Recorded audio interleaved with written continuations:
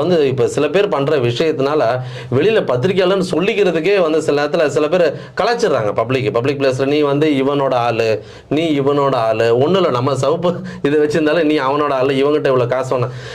இவங்க வந்து பத்திரிக்கையாளர்ன்ற போர்வையிலையும் பேர்லையும் பல்வேறு தரப்பான விமர்சனங்களை மக்கள் மத்தியில் விதைக்கணும்னு நினைச்சுக்கிட்டு வேலை செய்யறாங்க. சரி, யார் வேட்டை நாய்கள்? அந்த வேட்டை நாய்கள் லிஸ்ட்ல இவர் எங்க வேட்டை பண்ணுகிறாரு, இவர் எங்க 200 ரூபா வாங்கினுகிறாரு நமக்கு தெரியணும்ல.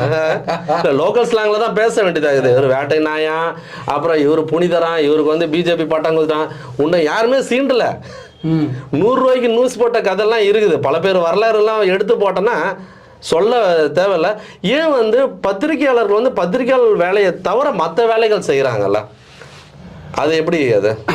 அதாவது ஒவ்வொரு வீட்லேயும் பார்த்தீங்கன்னா நாய்கள் ஜாக்கிரதைன்னு போடு போட்டிருப்பாங்க. அது என்னென்னா மனுஷனுக்கு நம்பாமல் சரி நான்